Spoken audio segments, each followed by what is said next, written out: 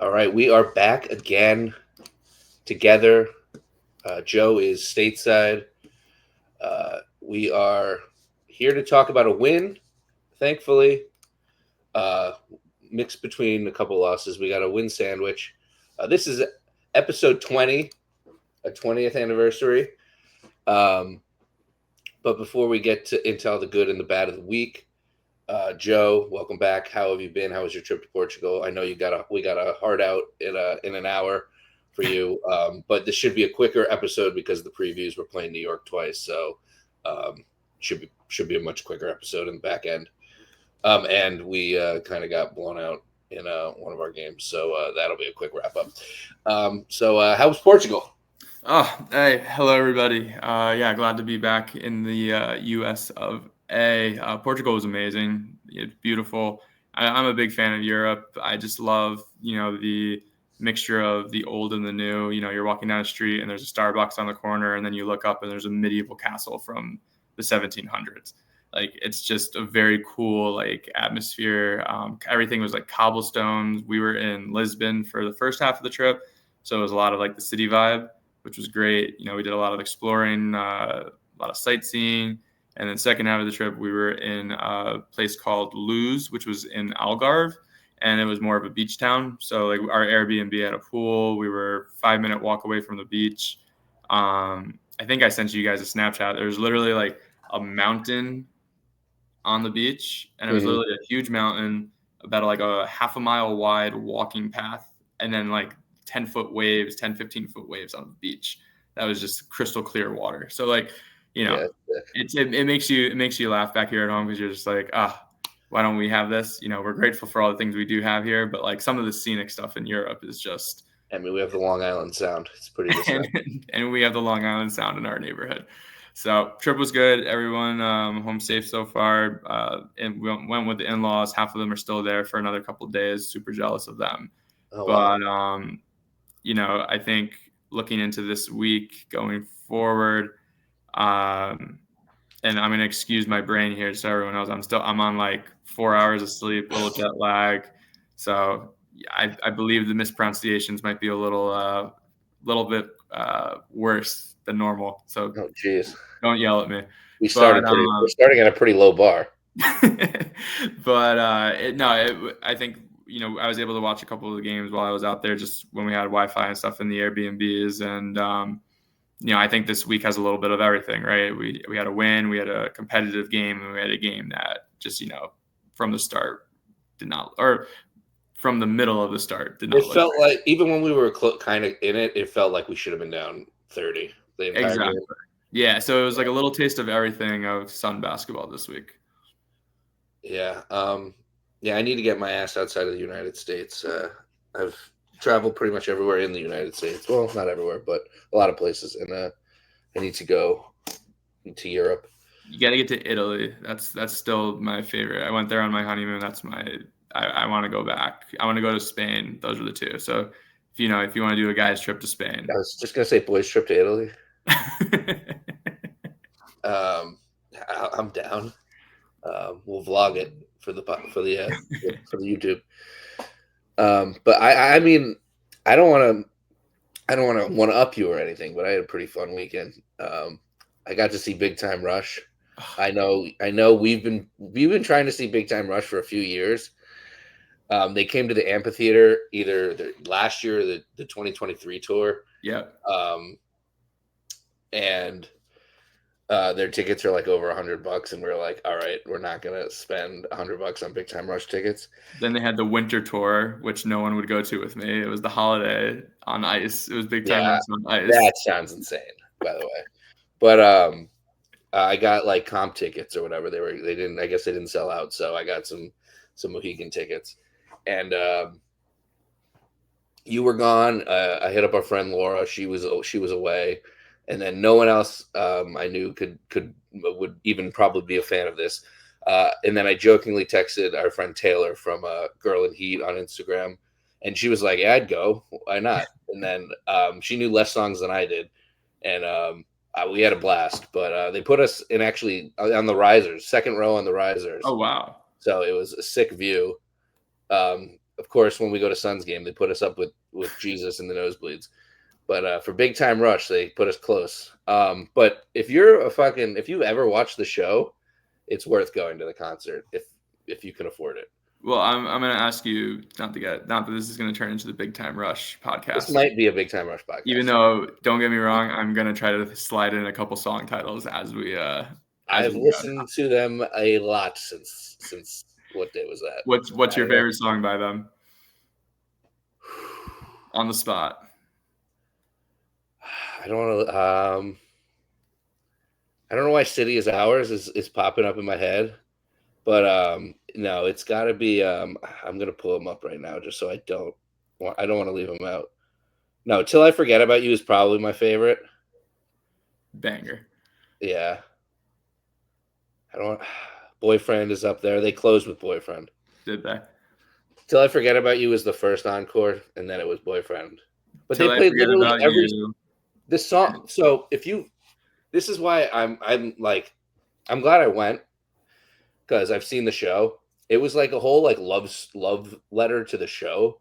They opened with the guy who's like from the show, Gustavo Rock, yeah, from the show, whatever his real name is, something Glickman. He's a Jew. And then the middle opener was one of the girls from the show who I didn't even remember was the Caitlin Tarver. Yeah, she's famous. I don't know, who is she? I think she had one really big song, but mostly she's known from the show as the love interest from the show. She wasn't bad, but Gustavo Rock had the crowd fucking in the palm of his hand doing covers. He did an Olivia Rodrigo song, and he had everybody holding up their phone as like little lighters. And I was like, dude, I ate an edible before the show too, so I was feeling good. And I was just like, where am I right now? Like Gustavo Rock from Big Time Rush is singing Olivia Rodrigo to a bunch of fucking 15-year-olds and a bunch of 40-year-olds. What is happening? I texted you this too. There was no other place I would have rather been in Portugal than with you at a Big Time Rush concert. Exactly. But they played literally every single song from the show. That's insane. Like, what else could their fans have wanted? Right. And every single person there besides me and Taylor were singing like every lyric. And there was a bunch of guys there. Yeah, they had a big following. There was two guys next to us, two Hispanic men that were diehard Carlos fans. Mm-hmm. And then the rest of our row was empty. So, like when they first started, like they were headlining shows that like One Direction opened for them. That makes sense because One Direction was like brand new. Right, but I'm saying like they had a huge following. The TV show on Nickelodeon. The show was huge. Yeah. But like they haven't been a thing since. I mean, they toured. They've been touring again. They've toured. They took like a 9-year hiatus. Yeah, they've had some new songs that are like catchy, but like nothing beats the classics. Yeah, and then they come out and they bring freaking Gustavo Rock back out to do. Everybody gets an acoustic piano song with him. Then halfway through the show, they come out and they do an acoustic set in the middle of the crowd on a different stage. And then they do an encore. They do trampolines. They're jumping up and down. Honestly, if you like any of them, they put on a hell of a performance. Nah, that's awesome. I had a good time. I'm glad you were able to go. Yeah, I mean, me too. I didn't think it would be anything close to that good. And they all look way better now than they ever did on the show with those stupid haircuts.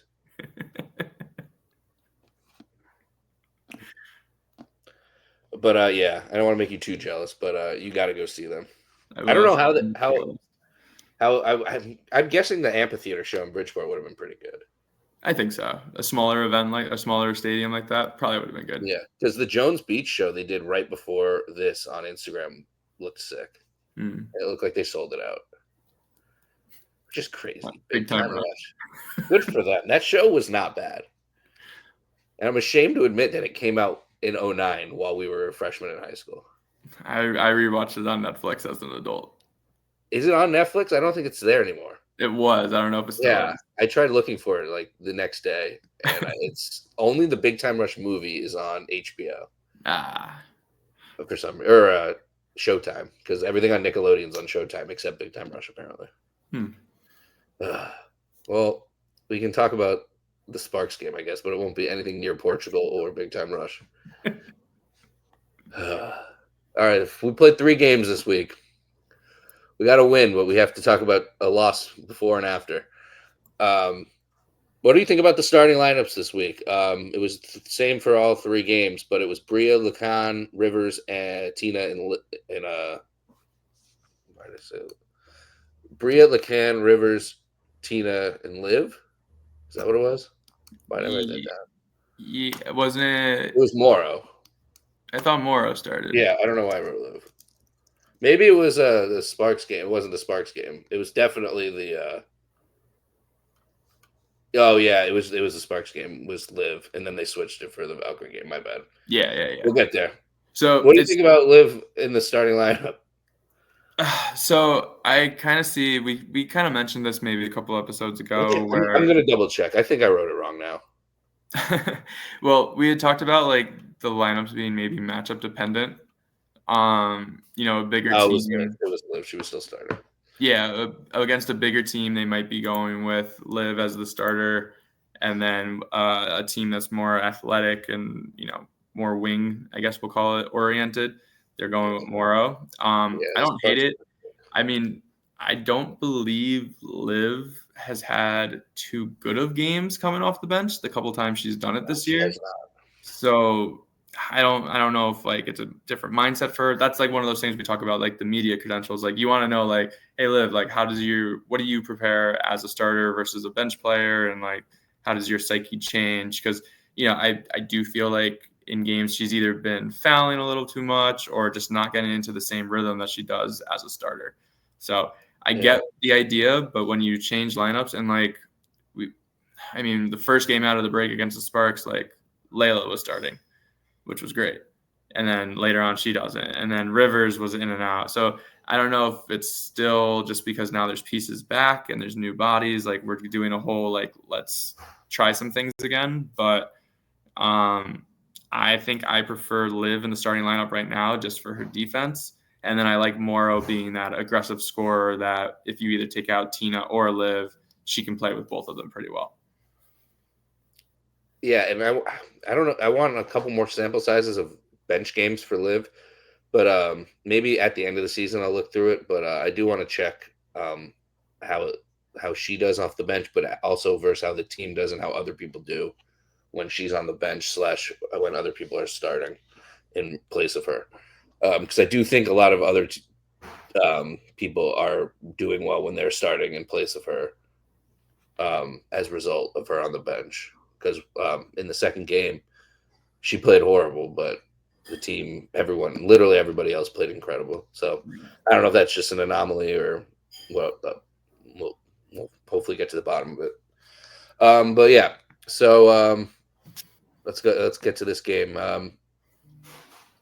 So yeah, Mabry's back, but not starting, obviously. But she checks in with 4 minutes into the game. We're up 11-9. Mabry gets a nice hockey assist to Tina, who finds Liv on the Sun. The Sun are 5 of 5. They have 5 assists. Could be one of the best starts of the year, at least offensively. I don't know. We don't have that many assists usually, but we honestly don't score right away ever. We usually take a few shots to see one go in. We get a steal that leads to an open Bria layup. 15-9, halfway to go in the first. Bria hits a three. Bria gets a technical on Plum, but she misses the free throw, which is crazy because she's a 92% free throw shooter, at least at the time of that free throw shot.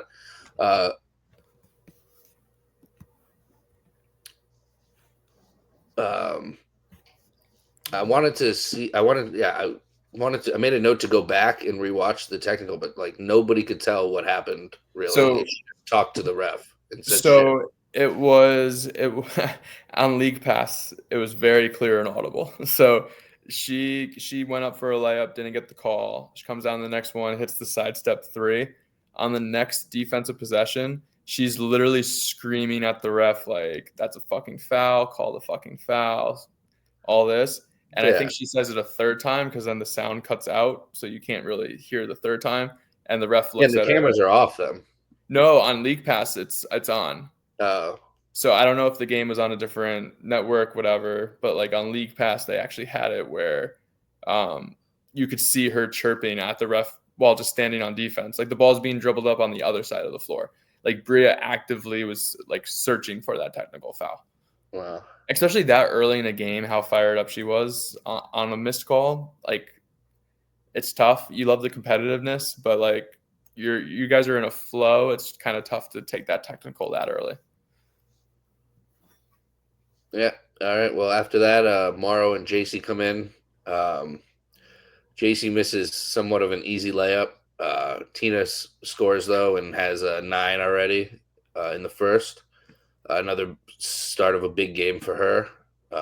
So I don't know how she didn't honestly make the All-Star game with how it could be her last year. I don't think it is. I think she's gonna have at least one more year, and then she's got to announce a retirement year.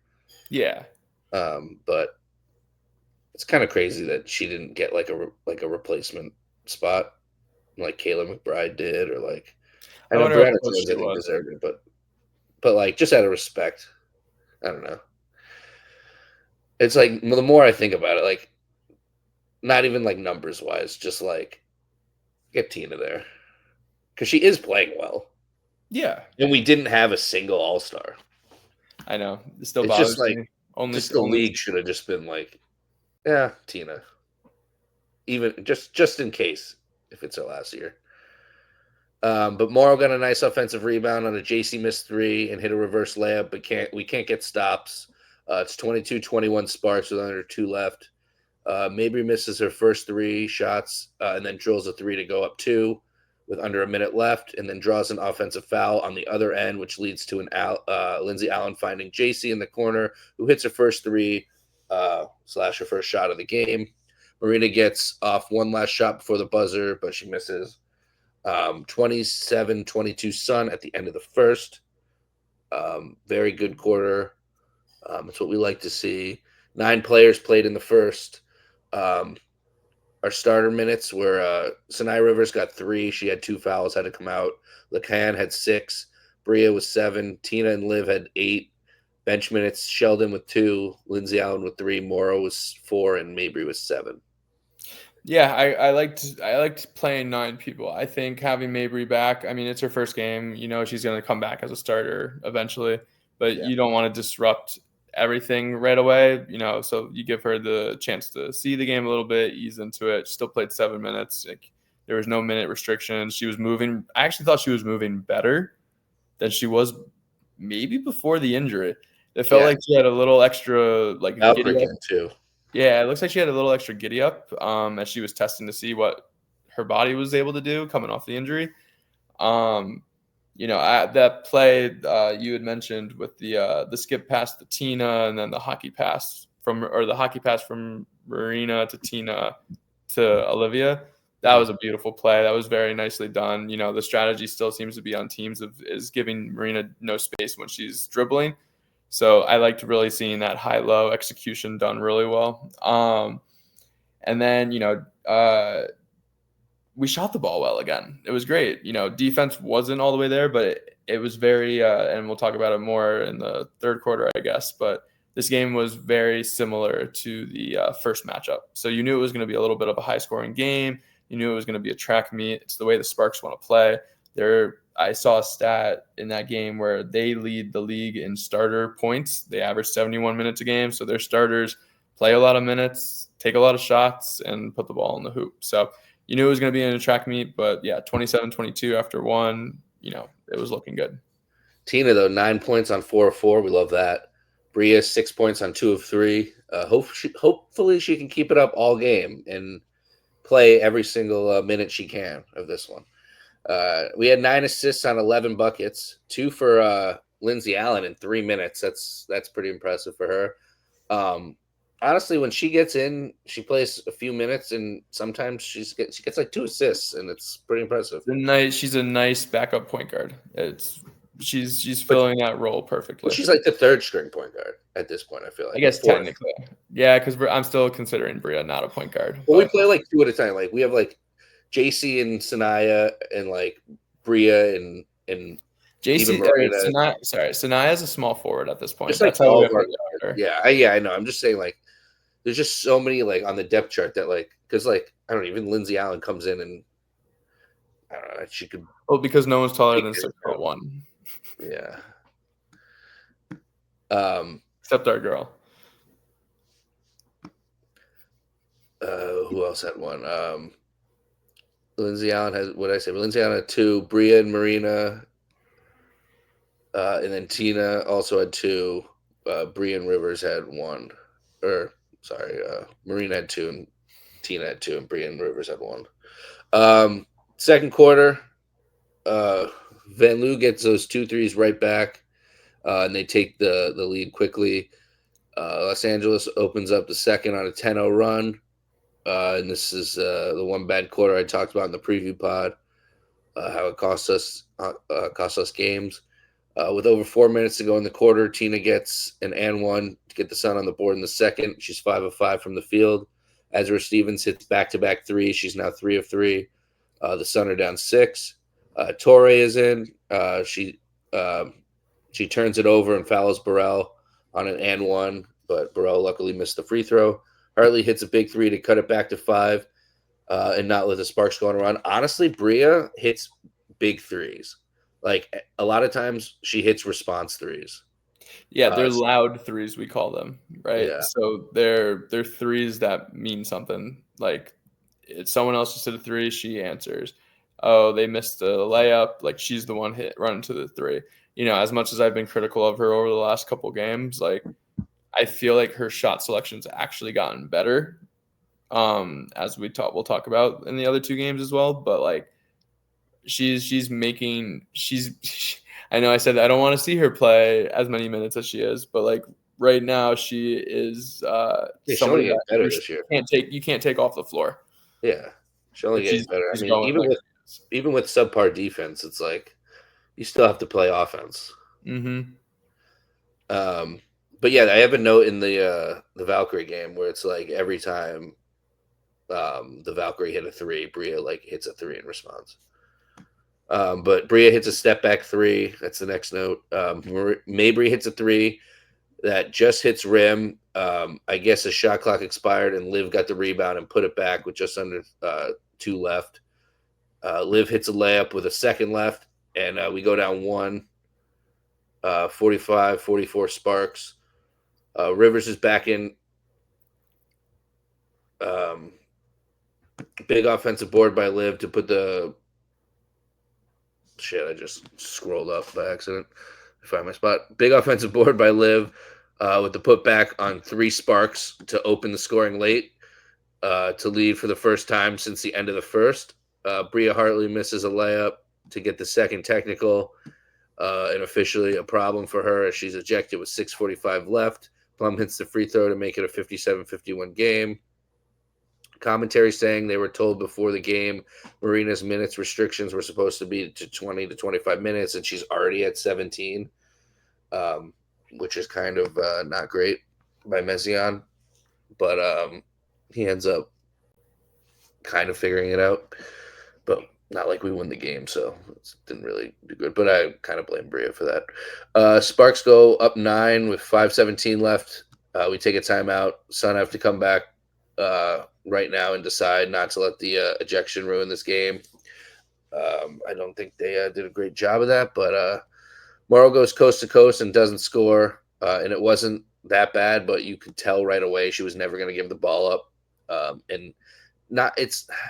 She's kind of developing a pattern of like being a player that like you can tell when she's gonna shoot and when she's gonna not. I mean, some great players do that and some not great players do that. Like I feel like LeBron, you can tell when he's going to shoot a lot. Melo, you could always tell when he was going to shoot. Campaign, you could always tell when he's going to shoot. But yeah, I don't love it. Yeah, it's almost like tunnel vision. I think it's the best way to describe it. It's you just go, oh, here we go, and like she's good, but I still think there's situations where, and I think Tina gets like this too a little bit. Like Oh yeah, she's definitely another one. Yeah, they make up their mind like I'm scoring or I'm shooting on this possession, and then you have a JC or a Sanaya open in corners, and sometimes you can. And again, it's not a bad thing because every player does it, but like you can see them go, like, hey, I was open, and you just forced up a really tough 2 when I'm standing wide open in the corner. yeah. Connecticut's in the bonus with 4 minutes left. JC hits 2 to cut it to 8, but immediately the Sparks go in the bonus as well. Hamby misses both free throws, and the Sparks as a team are 8 for 18, including Hamby's 1 for 7.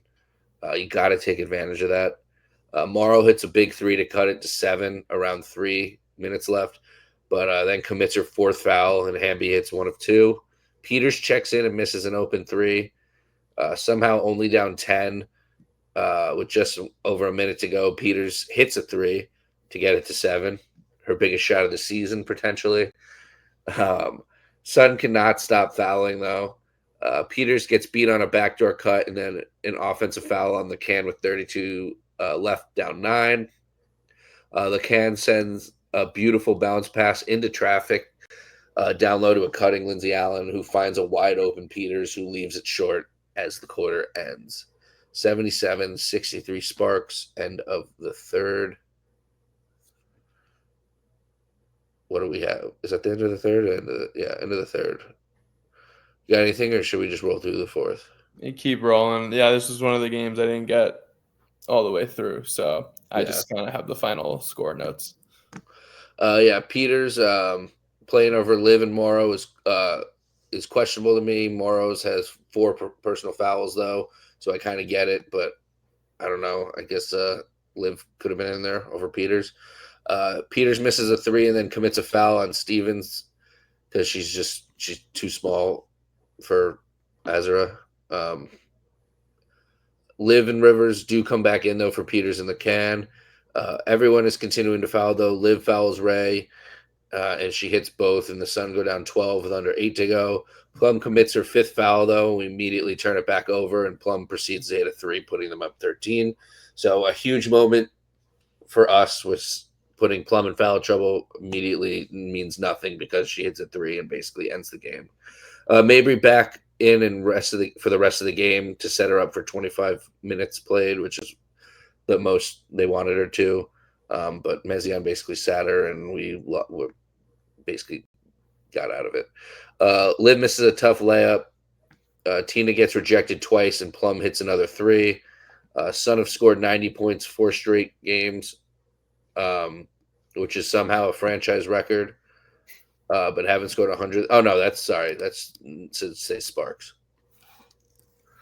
That's not us. Sparks have scored 90 points in 4 straight games this season, which is a franchise record, but somehow haven't scored 100.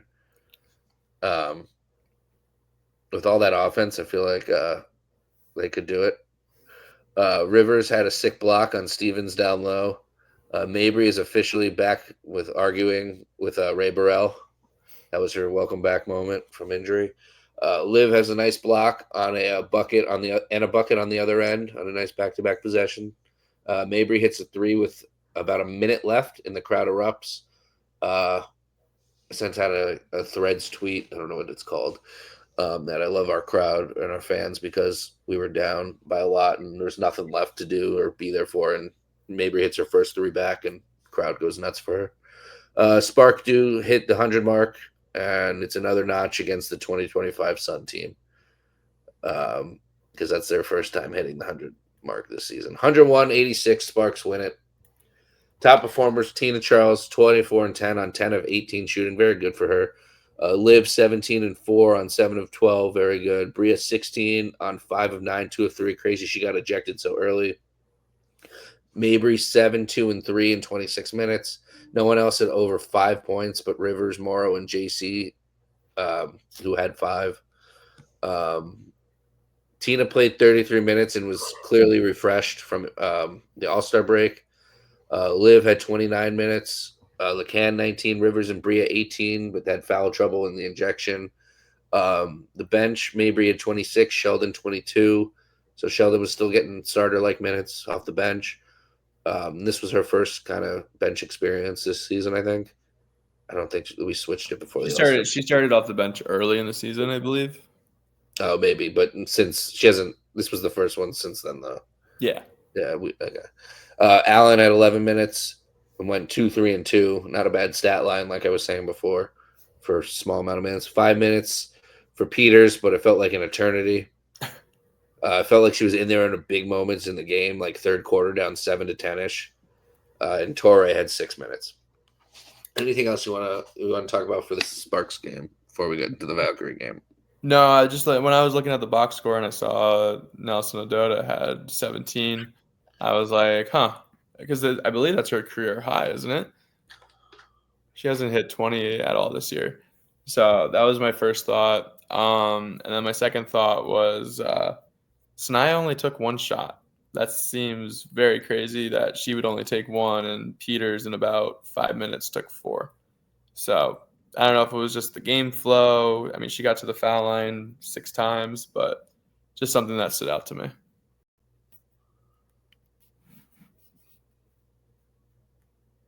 Olivia Nelson-Odota's career high is 20 points, which she scored against Chicago Sky on September 10th. Wow.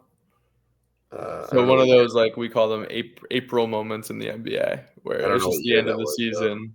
End of the season, she got a lot of playing time or something. Yeah, I don't know if it was last year or rookie year or whatever. All right, game two. It's a good one.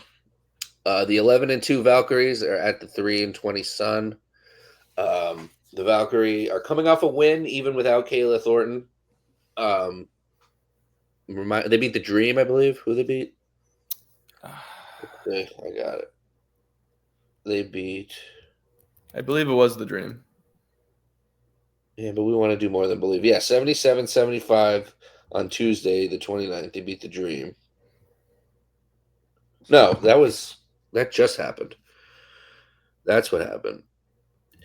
They beat the Wings by 10. So they beat the Wings by 10, and then they end up beating the Dream after this game. So they're still a legit team. So this game, remember that. They're still a legit team even without Kayla Thornton. They beat the Wings, they beat the Dream. Now we'll get into this game. Keep remembering that they're still a legit team, even without Kayla Thornton. All right. Tina was on the injury report with an illness before this game, but they said she's going to give it a go. Um, you can't tell by the way she played, by the way everyone played. It didn't look like anyone but Liv might have been sick because she fouled out. But we'll get there. Starting five though was changed, and our supporters and our followers have been asking for Anissa Morrow to start for the entire season, pretty much. Marina Mabry, Bria Hartley, Sanaya Rivers, Anissa Morrow, and Tina Charles. What do you think about that five? Yeah, like I said, very matchup dependent. Valkyrie doesn't have too much size with Kayla Thornton out.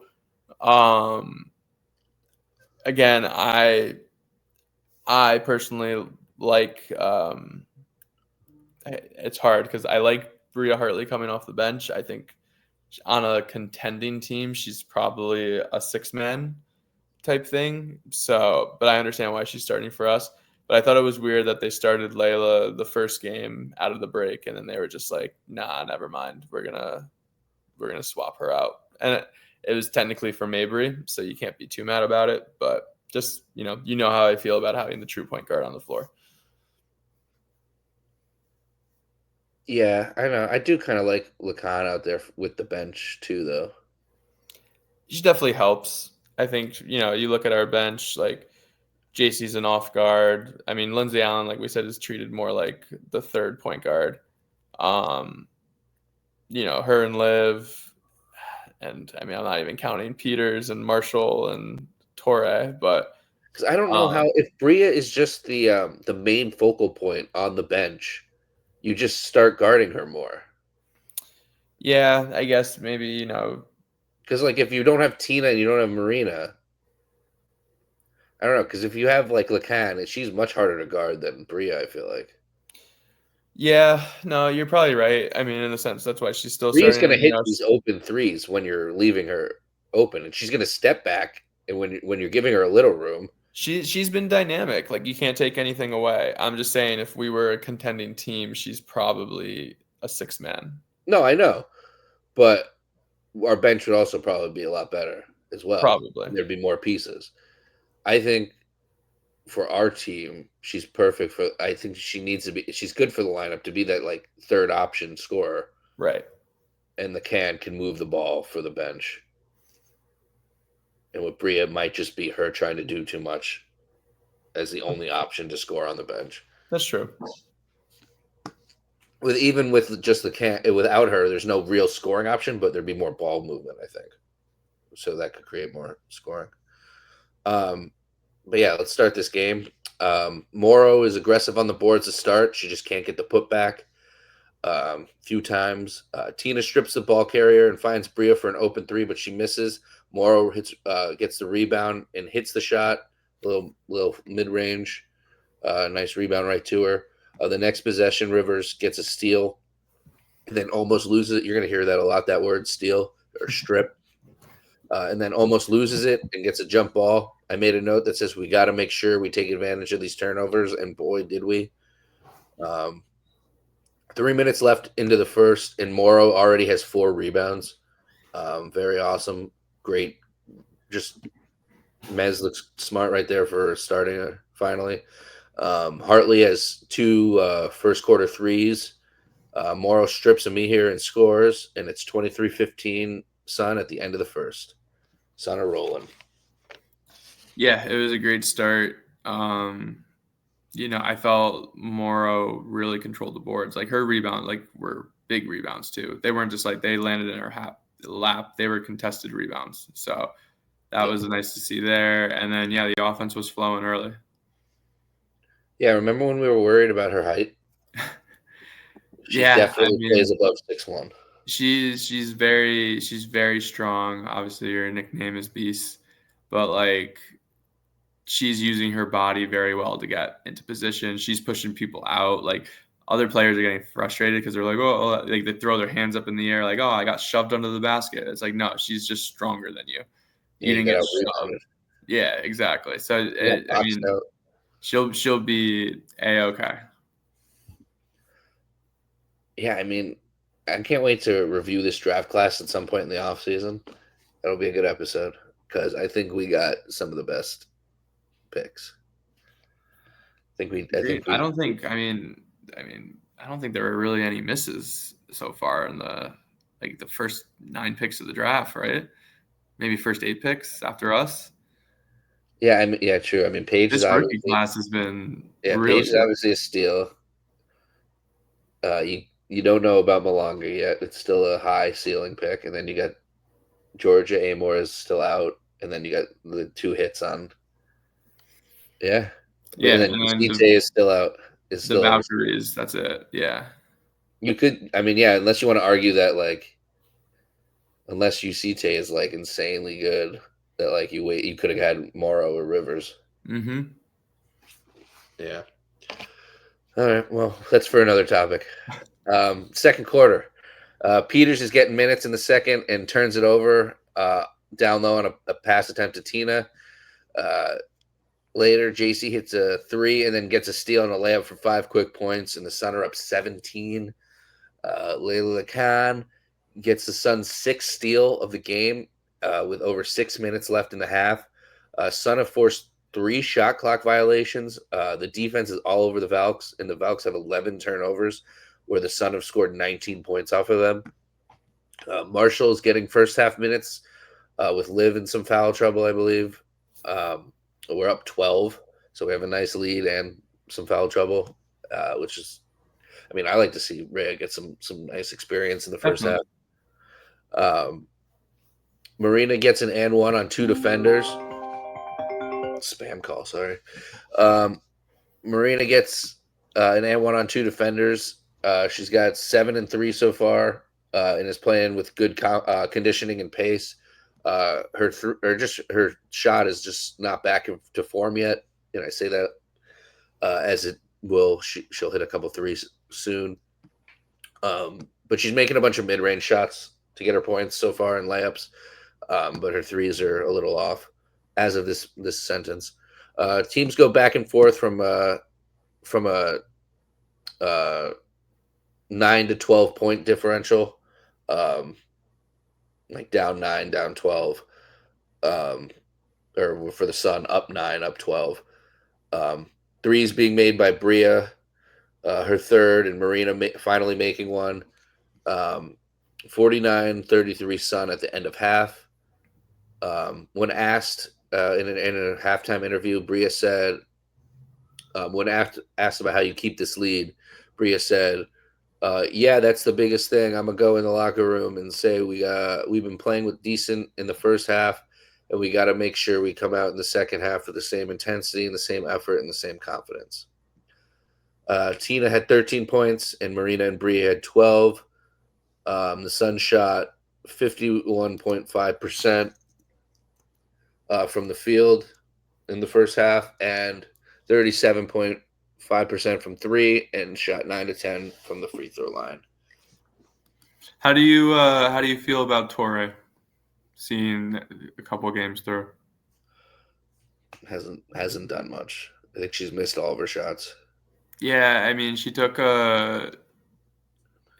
the turnover obviously in the Sparks game that led to the and one, which obviously that's a double no because it's the turnover and then the and one. Took a bad pull up jumper. I don't know. It seems like the game's a little fast. I know she's 30, so it's like also another one of those things. But I don't know. What are We've been we wrong doing? about Peters getting 7-day contracts, so who knows if she'll get a second one. But I don't feel the need, and I mean it's still in a 12-point game, so it's like somewhat competitive. You don't need to play everyone on the roster. Like we can have a 8 or 9 person rotation for the first half. Like I get wanting to see somebody a couple minutes in like the second quarter. sure, and that's Marshall. If you're gonna sign them, I guess you want to see if they're worth it. I guess one game. I don't know, but I just like, why are we signing 30-year-olds to this roster? Right. And people who aren't over 6'1". Yeah, just sign anybody that you can like sign to a 4-year contract if they're worth it. Like, build to the future. You're not going to win next year or the year after or this year. Like, doesn't make sense to sign old people. Yeah. If you're around my age, you're old.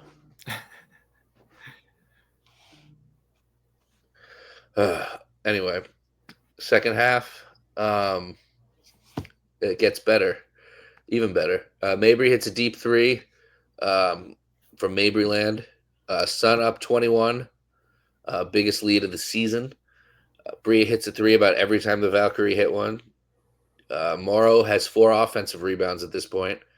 Tina's dominating. The hook shot is working. She's got 21 points, her 10th 20-plus point game of the season. JC hits another three. She's having a really good bounce back game. Lacan goes on a 4-0 run by herself with a steal at the end of the third, and assists on a Tina 3 on the last possession. That's a lot of S's. Tina is plus 39 in 19 minutes, and the Sun are up 75-49 at the end of the third. Now, whoever came up with the nickname Lake Claw for Layla, big shout out there because that gave me a good chuckle on our Instagram page. I really liked that nickname because Layla's length defensively, like if she gets beat, she's still able to recover. She's able to get through screens because she's using her length to get a hand on the ball or force someone back. So props to whoever had that nickname. I can't take credit for it because that sounds like something I would say, but great nickname. You don't want to know who came up with it then? Don't tell me it was my brother. It was Justin. I thought you guys have been saying that to each other then. No, we haven't. That was the first time. Oh, man. Fun fact for my viewers, I try not to give my brother any credit ever. Oof. But he's a smart kid. Hopefully he doesn't listen. All right, fourth quarter starting with JC, Lacan, Rivers, Peters, and Liv. Lacan gets 3 steals, has 3 steals today, which is 3 steals in back-to-back games and 10 steals in her 7 WNBA games, but she wasn't done yet. JC gets a strip and a layup. Allen and Morrow and Marshall getting in with 6+ minutes left in the fourth. Lacan gets her fourth steal and finishes on the other end. Lacan to Sheldon for three. Torrey gets in with a few minutes to go. With 31 seconds left, Allen hits a three to give the Sun a new season high in points scored with 95. And the Can ends the game with another steal. She ended with 6. So I believe that's 13 steals in 7 games. Yeah, and like you leave this game and you're all happy, and obviously I'm not trying to like be a downer about a victory because obviously any win's a great win and how well we played. But you looked at this game and you're like, wow, our defensive pressure on the perimeter was phenomenal. Our guards played so well. We had JC, Sanaya, Layla, even Bria, and I felt Marina played really well on the perimeter with the pressure. It seemed like, hey, this is a game you build on, right? We won. It was a blowout. Everyone played. Everyone played pretty well. There was no Yeah. one other than Liv fouling out in 9 minutes. Like everyone played well. Yeah, let's go through it. Tina had 24 and 6. Mabry had 15 points on 6 of 13 shooting, only 2 of 8 from 3, but she's just coming back. Bria had 15 points on 4 of 8, all 3-pointers. I don't know if I love that, but she made half of them, so I'll take it. I love it when she does that at least. JC had 13 points on 5 of 7, 3 of 4 from 3. I love that. Morrow 8 and 11. And Lacan had 8, 2 and 2 with 6 steals. And yeah, Liv had 0 points, 0 rebounds, 0 assists. The Haley Peters game on 0 of 0 shots with 6 fouls. Yeah, it was just kind of funny She to was see like looking to hack. yeah, why haven't I think she had It a was couple honestly not even like that though. It wasn't even like noticeably like she had a couple bad calls where I yeah. thought she didn't foul and they called it. I mean, it is what it is. It It happens. was I a mean, quiet 6 fouls. yeah, it's like it just But sucks 9 when minutes. everyone That's else is crazy. playing well. That's she had the rough spot of the game. Yeah, it's a But game we can laugh about because we blew out. exactly. We blew out. But you're looking at this game. I mean, they posted I posted a comment underneath their Instagram page. I'm like, oh, smells like the start of a win streak. Because Alex, I genuinely believed after a game like that, you would have the same kind of strategy against Seattle, where it's pressure, pressure, pressure. Erica Wheeler, Skylar Diggins, Gabby Williams on the perimeter, I and was so confident make this their game lives was going frustrating. to be close. Yeah, and now we step into. I mean, you were there. You got to go to the game. Yeah, You're shout out to excited Taylor to go to again. the game. She had extra good tickets, and we got to sit the first row behind the scorers. And it's a fun time.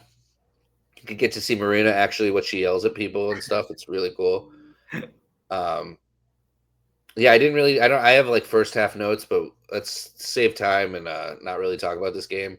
Yeah, But when she came out at the end of the game, she was like, "What?" She was pissed at Mezion. She's like, "What the fuck is he doing?" Something like that.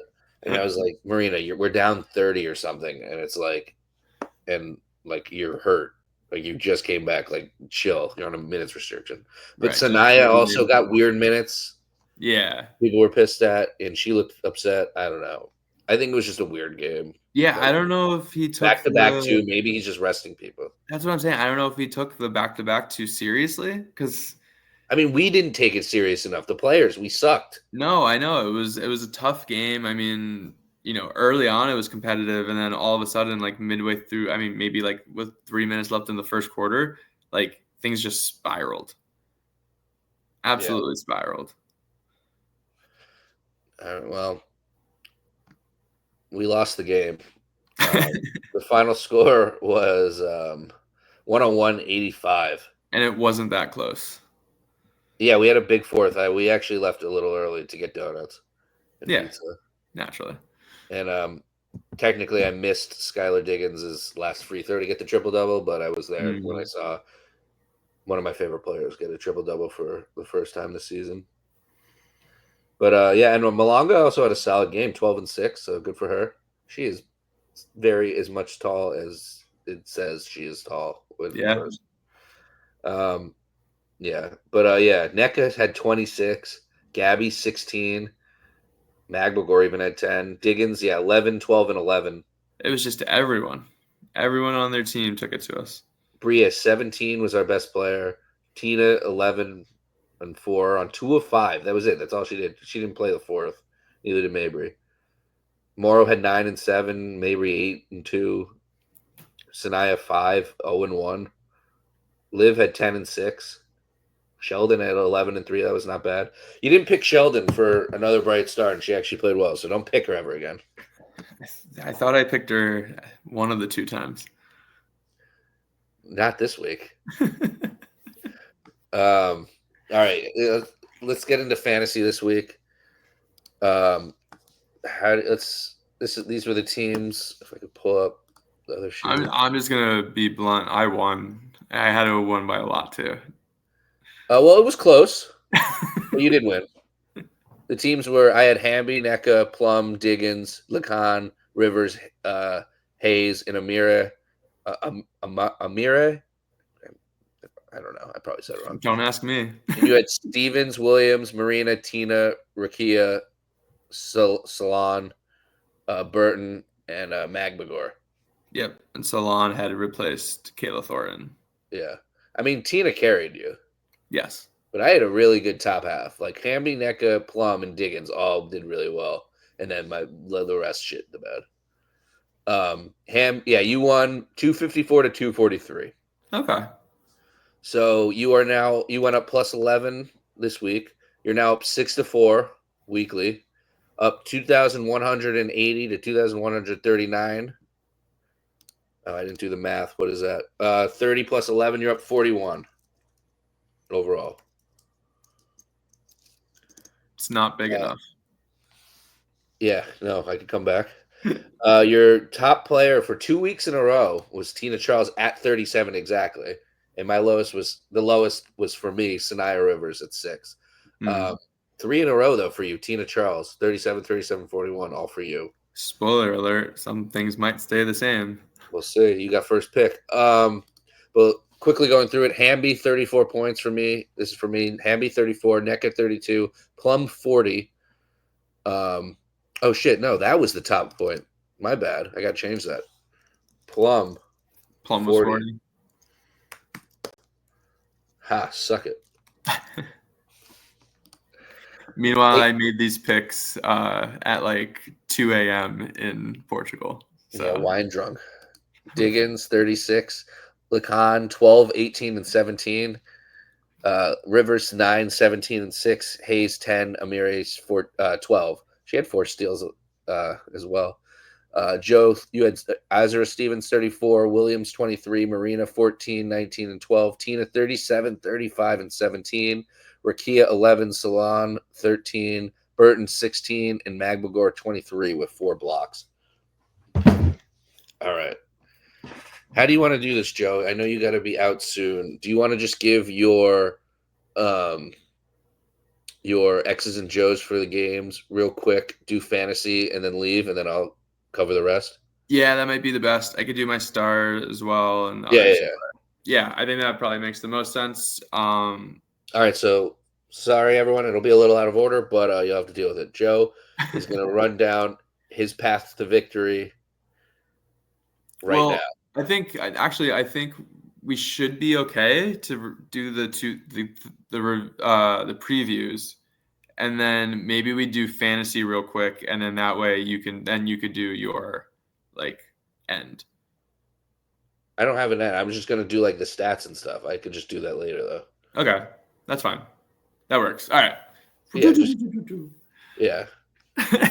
So X's and O's with good old Joe, Coach Joe. You can tell I'm tired. So first 2 games are against the Liberty back to back. I don't want to say they're an easy team to play because obviously they're one of the top teams in the league. But I think if we were getting you're really tired if you're going to say that. No, just see where I'm getting at. If there's a time to play them, it almost feels like it's right now. You have Jonquil Jones, who's coming off the ankle injury. She's still, easing herself back in. Obviously, she's a top talent player, so she's still putting up her usual almost double-double numbers. But no, Brianna Stewart, I believe, is going to be out for these games. I didn't see anything that told me otherwise that she was day to day. So that's a nice opportunity to take advantage in the front court. Emma Mieserman, who signed there, she hasn't played yet. I don't know if she's expected to play in these games. I don't know if So you have that. I have the injury report. The injury report is Brianna Stewart on July 30th, diagnosed with a right knee bone bruise, carries no timetable for a return, but the estimated return date was the 1st. So I think she was just like out for that day, and they're just going to take it day by day, and it doesn't look that serious. I doubt she's going to miss both games for the bone Okay. bruise, but you can still draft her and replace her. Right. But you wouldn't be able to, with our fantasy draft. But either way, with or without her, they're a great team. But I think there's no way she misses both. I personally don't think she'd miss both games. I just think But they're in I it for the think they might long. rest her one because we're so bad. Yeah, they're in it for the long run. They'll probably get rid of the extra day just to make sure she's good. Regardless, if she Well, I'm doesn't sorry, play, Misamin's not is in town. She got here Wednesday. she's here. So Missed the Lynx game. Should be fine for us. of Kennedy course. Burke and Sabali are out. Yeah, so they are missing some pieces. I know Cloud missed a game earlier this week. Like they're kind of doing. I think they're at the point with this team. They're like, hey, we don't care as much about the regular season. We're gonna do everything we can to get ready for the playoffs. Hopefully, we can get them on a day where maybe one of the two games they take their foot off the gas. I think this team kind of runs and goes with Sabrina Ionescu. I think she's the one. I'd like to see a steady dose of Sanaya Rivers on her for like the entire game. I think you have different places where you could maybe hide Bria. I'd rather see like Lacan when she comes in the game be on more Cloud than Sabrina because Sabrina is very crafty with the pump fakes where Cloud is more of a straight line player, we'll call it. So I'd rather have, I mean, they're both young and rookies, but I think Sanaya is probably the more polished defender right now for a player like Sabrina. So being able to take those two away is super important. And then it's controlling Jonquil Jones, right? I feel like this year she's been more of a perimeter player. Yes, she gets her offensive rebounds, but she's looking to hit that 3-point line. I'm assuming they're probably going to put Tina on her to start. I'm also curious, depending on is Misamin, right? If she's going to be starting that game, she's going to be coming off the bench. Does that mean Liberty's going to go small? Does that mean we go small? Is Morrow going to be starting? Is there an opportunity for us to crash the offensive boards as they're trying to,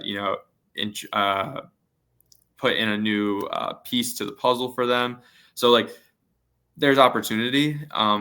Again, it's a tall task. I'm not saying that we're going to go out there and go 2-0 and whatever, but I could see at least one of these two games being competitive. And then, I think the wizard off the bench, Marie Johannes, I believe, first name. I'm so tired, Alex. It's not even fair. I looked at all this before, right? Yeah, Marine Johannes. Marine Johannes. She's fun to watch. She'll throw up one-legged three-pointers. I saw Bria do one the other game, and I was like, oh, she's trying to do a Johannes impression. So I think she's somebody that off the bench, you got to know where she is at all times. And, that's where we've talked about with the defense not over-helping or overreacting off of an action with Cloud and Ionescu. I'd rather them take tough twos than kick it for either Fibek or Johannes for open threes. So it's a tall task. It's not easy.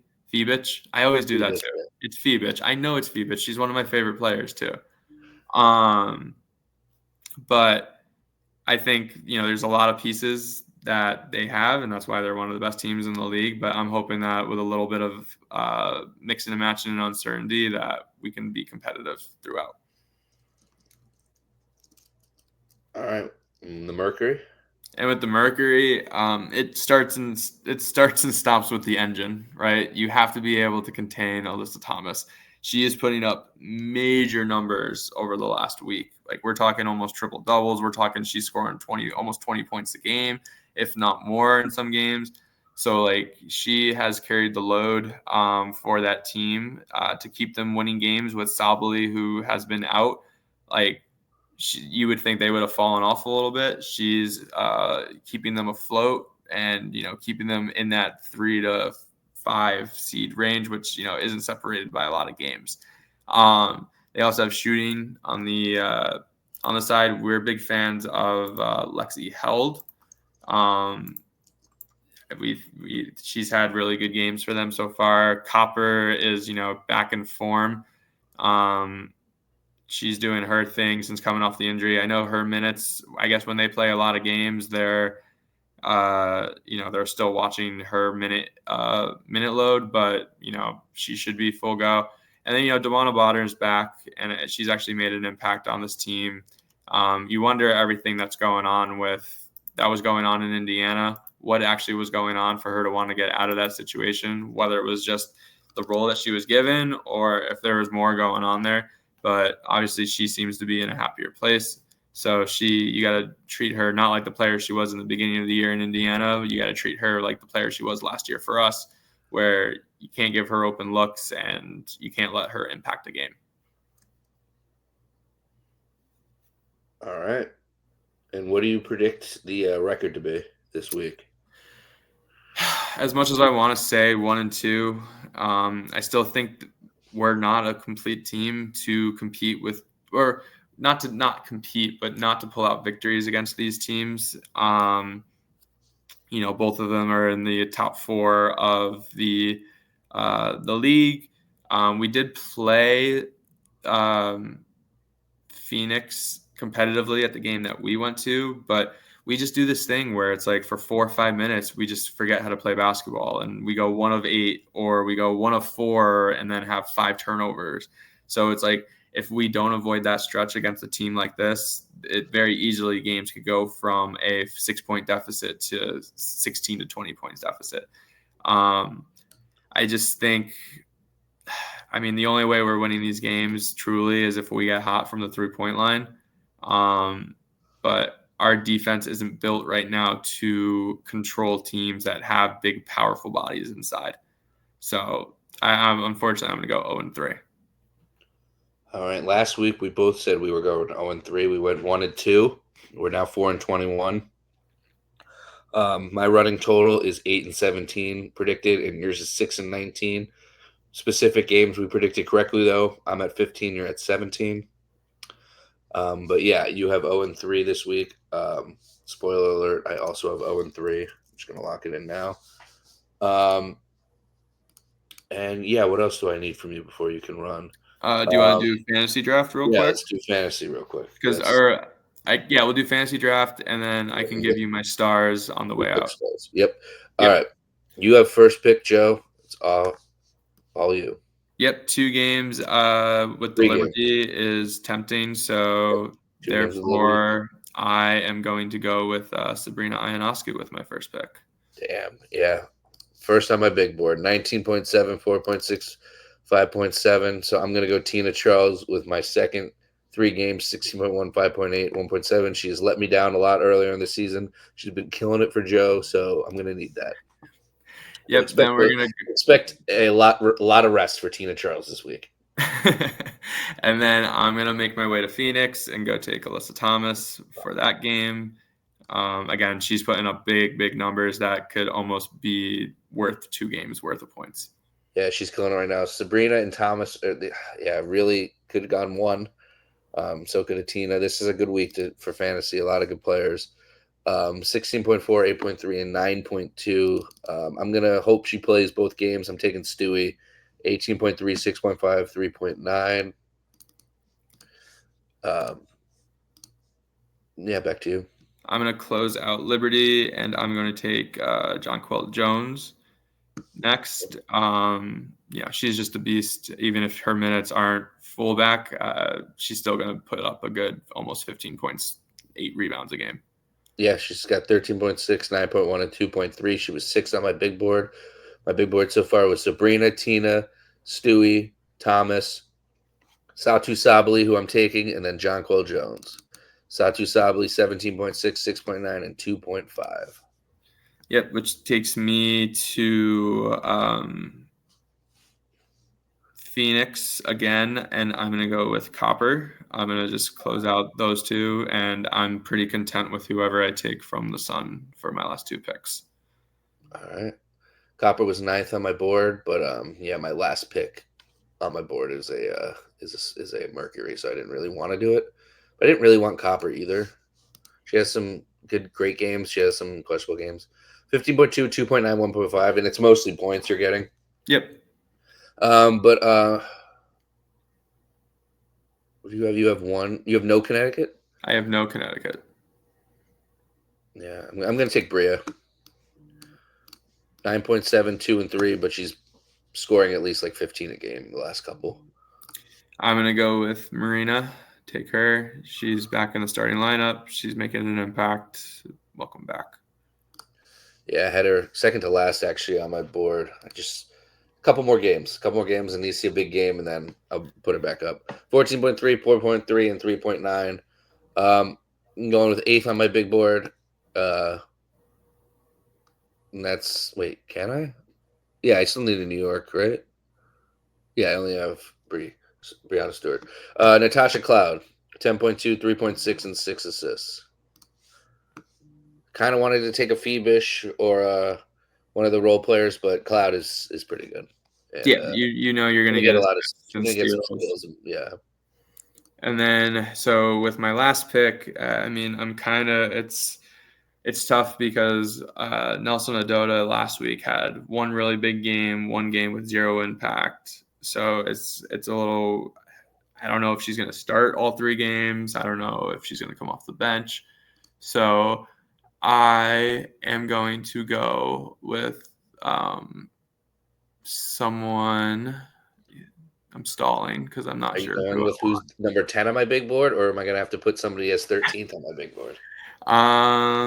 Like part of me wants to pick Layla, part of me wants to pick JC, part of me wants to pick Olivia. So I guess with my last pick, I'm going to pick Layla. I still think she's going to make an impact, even if she's not scoring a lot of points. She's still going to get some rebounds, some steals, some assists. I had Morrow on my as 10.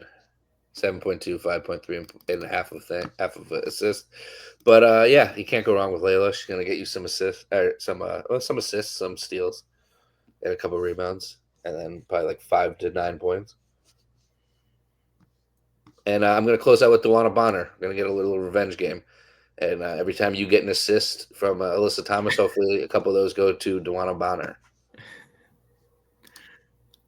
Yeah, 8.6, 4.1, 1.4. Not the season she's had pretty much every other year, but she's feeling it now, and she hasn't had every like she played a couple games with Mercury, and one of them was big, a couple of them were pretty small, but she's got it. She's got it in her. Yeah, Go with Held, could go with Whitcomb, but she hasn't been doing as much since they've gotten healthy. So I'll go with Bonner. no, that's good. All right, Joe. Before we pick your stars, last week, actually, who's your brightest star this week? We'll go because last week I picked Tina, you picked Sinai Rivers, and it was definitely Tina, and which you picked in the episode that you said, but you texted me differently, and we had to switch it out. Um, but yeah, I'm up to 3 points. You're still beating me at 4 points. Who do you got this week?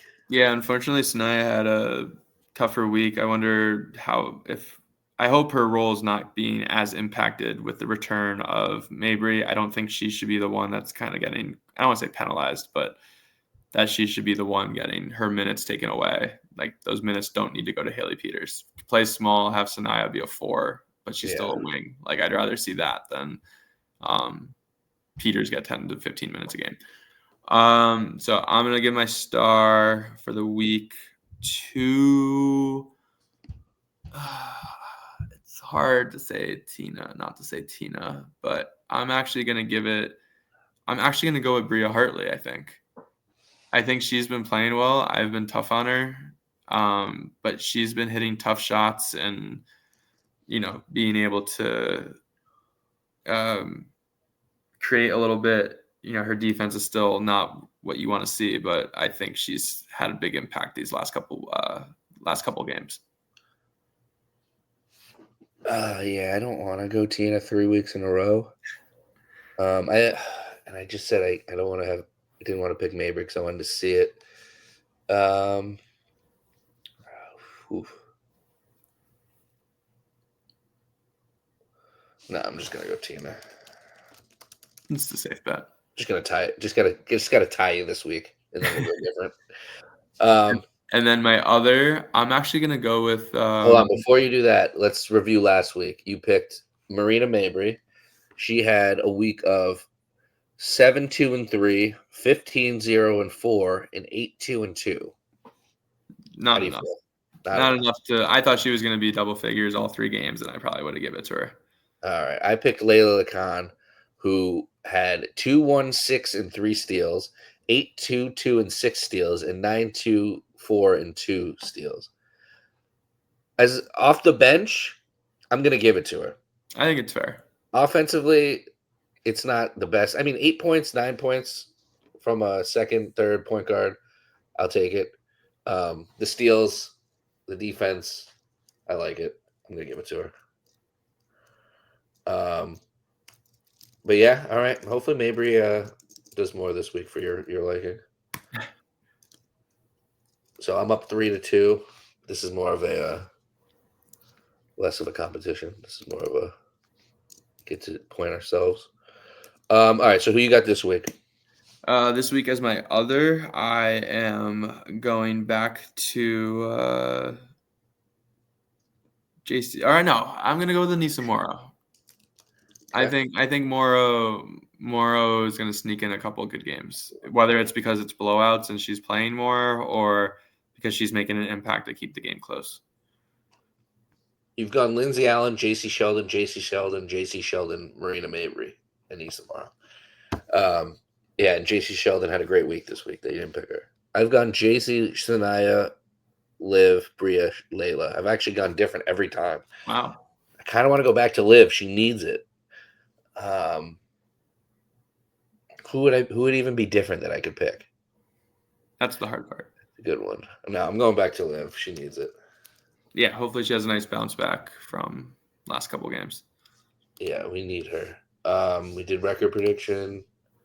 That's All-Star Weekend. We are done with you, Joe. You can go prepare for your meeting. Thank you. Bye, everybody. Alex, great job with the content while I was out too. Loved seeing all the card stuff. Forgot to mention that. Go watch that on YouTube if you haven't seen it yet.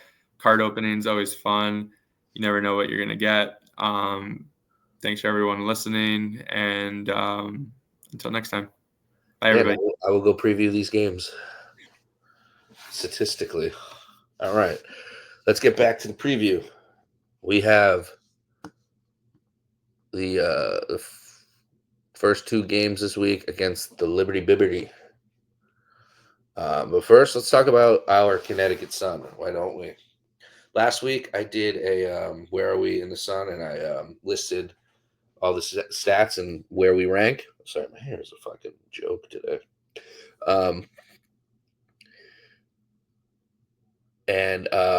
Yeah, I will continue to do it that way and say where we rank in the league and how it's improved from week to week. So, in wins, we are still 13th, where we were last week. Points, we are 13th, same place we were last week. Field goal percentage, we are 12th, which is up 1 from last week. We were 13th, and we are up 0.1% on Golden State. So that is a very narrow margin. We are up from 13th in the league. 3-point percent, we are last, 13th. That is same as last week. Free throw percentage, we are 3rd. That's up 1. We were in 4th last week. Rebounds, we're dead last still. Assists, we're in last still as last week. And turnovers, we are in 9th. We went down 1. We were in 8th. We're the 5th worst turnovers now. Steals, we are 6th. We went up 2 spots from 8th.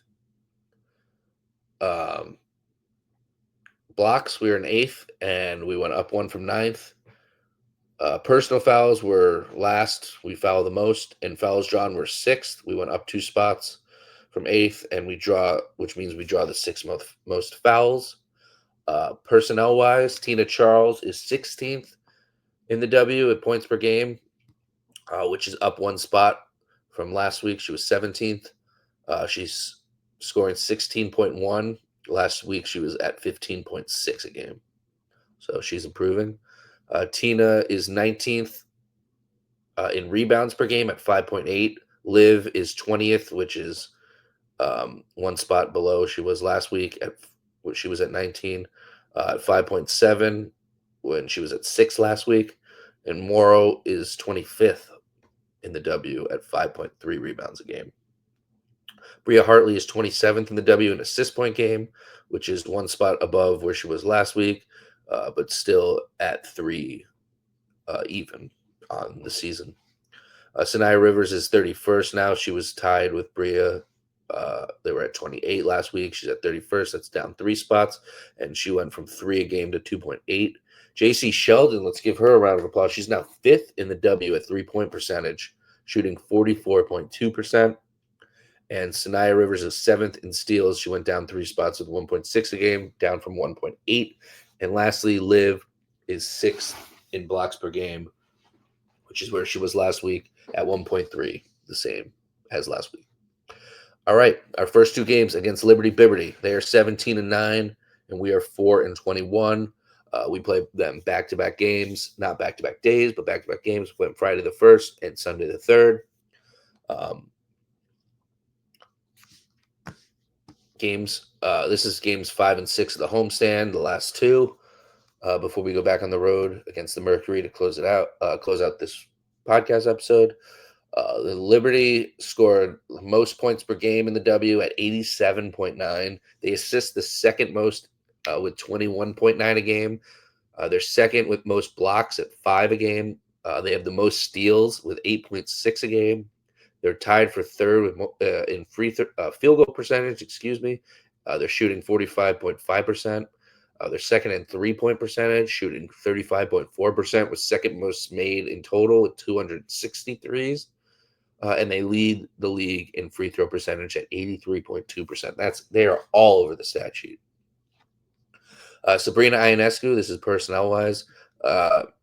Sabrina is 5th in the W in points per game, scoring 19.7. Natasha Cloud is tied for 4th in 6 assists per game. Brianna Stewart is 5th in blocks at 1.4 a game. Kennedy Burke and Leona Fibish are 1 and 2 in 3-point percentage, shooting 47.5 and 46.7%, while Sabrina Ionescu is in a 4-way tie in second at 63 for most 3-pointers made this season. The Liberty are in second place, 5 games behind the Lynx, and are on a 3-game losing streak, falling to the Sparks, the Wings, and the Lynx. After they have won 5 in a row. This will be the second and third time this season we will play them this year out of 4, and the first time was 152 Commissioner Cup blowout for the Liberty exactly 2 months ago from the first game on Friday. The injury report, like I said earlier to Joe, Brianna Stewart was diagnosed with a right bone bruise on the 30th. No timetable for return, but it says her estimated return date is August 1st. Yeah. Not sure. I think it was they just didn't want her to play the last game with it, and they'll see how she feels.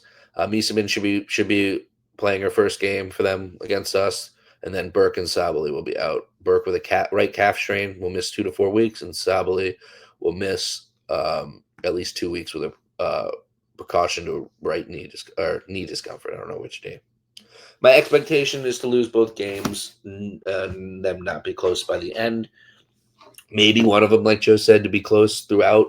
I think we'll have at least one bad quarter where it's just not close. They're just really good. They did lose to the Wings. They have lost 3 in a row. But Jonquil Jones is back, even if she's not playing to her standard. It's just I don't see a way to win this game. So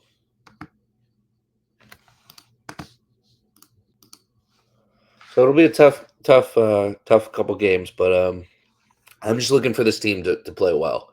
They always play hard. They always play to the end.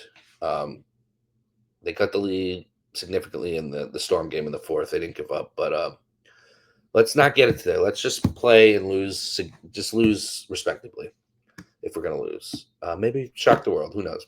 But yeah, let's just not get blown out 2 games in a row. But the third game of the week, we're playing the Mercury. We did play them respectively. Me and Joe were there at Mohegan Sun when they came to us. In the league, the Mercury, they're very good, but they're a lot less all over the place than the Liberty. But the Phoenix Mercury are fifth in the W in points per game, scoring 83.8 a game.